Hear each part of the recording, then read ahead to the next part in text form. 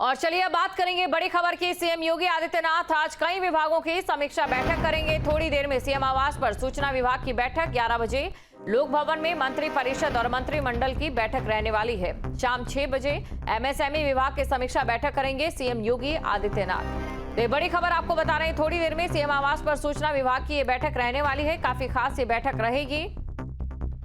11 बजे लोक भवन में मंत्री परिषद और मंत्रिमंडल की बैठक रहेगी। तो 11 बजे लोक भवन और मंत्री परिषद की बैठक, शाम 6 बजे एमएसएमई विभाग की समीक्षा बैठक करेंगे सीएम योगी आदित्यनाथ। तो ये बड़ी खबर आपको बता रहे हैं, सीएम योगी आदित्यनाथ की ओर से आज बैठकों का दौर जारी रहेगा। थोड़ी देर में सीएम आवास पर सूचना विभाग की बैठक रहेगी। खबर पर अधिक जानकारी के साथ संवाददाता आलोक पांडे हमारे साथ लखनऊ से लाइव जुड़ चुके हैं।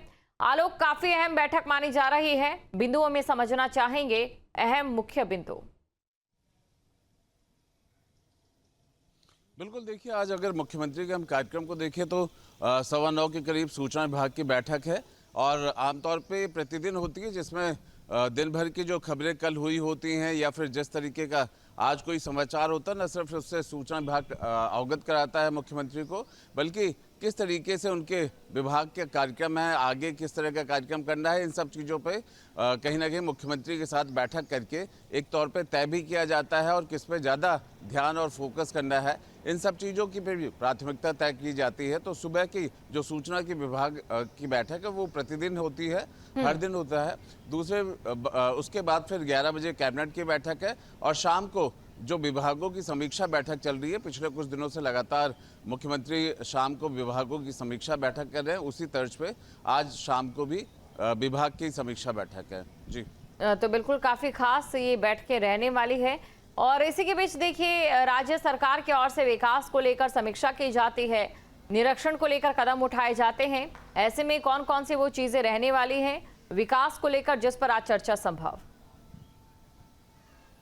देखिए, विकास को लेकर के जो विभाग के कामकाज हैं जो पिछले कुछ समय से लगातार हो रहे हैं, मुख्यमंत्री की हमेशा आदत रही है कि कुछ समय बाद विभागों की समीक्षा बैठक करना, उसमें अगर कमियां पाई गई हैं तो उन्हें ठीक करना, दुरुस्त करना और उसके साथ ही नए लक्ष्य रखना। ऐसा मुख्यमंत्री हमेशा करते रहे हैं, चाहे वो 1 महीने का गैप रहा हो या 2 महीने का, और ख़ासतौर पे कुछ ना कुछ अपनी तरफ से निर्देश देना। जैसे अब गर्मी की बात हो या आगे चल करके बाढ़, इसकी तैयारियों की वो पहले से ही समीक्षा बैठक करके कहीं ना कहीं विभाग को आदेश निर्देश देते हैं। आज जो सबसे महत्वपूर्ण है वो 11 बजे का कैबिनेट है और उस कैबिनेट बैठक में गर्मी के मौसम को लेकर के हमेशा हर साल यूपीपीसीएल को बिजली खरीदनी पड़ती है, उस लिहाज से बिजली खरीदने का एक प्रस्ताव आ सकता है, ऐसी संभावना है। दूसरा है कि जो सीमा नियोजन होता है, जिस तरीके से नौकरियों को लेकर के कॉन्ट्रैक्चुअल या फिर संविदा पर जो रखे जाते हैं, उनको लेकर के एक नियमित करने की बात हो रही है कि किस तरह से इसमें भी एक नियम बना दिया जाए, इसमें भी किसी तरीके का भेदभाव ना हो और कहीं किसी को फेवर ना किया जा सके। तो एक प्रस्ताव इस बारे में भी जानकारी मिल रही है कि संभवतः कैबिनेट में हो सकता है, जहां पे एक प्राधिकरण का गठन हो सकता है या फिर एक आयोग या अधीनस्थ का गठन हो सकता है, जहां से कॉन्ट्रैक्ट या फिर संविदा पे रखने की व्यवस्था हो सकती है। तीसरा है कि बसों के संचालन को लेकर के यातायात को देखते हुए और जिस तरीके से बस अड्डों की ज़रूरत है प्रदेश में, इनको लेकर के माना जा रहा है, इससे पहले भी PPP पे सरकार ने कुछ बस अड्डे दिए थे।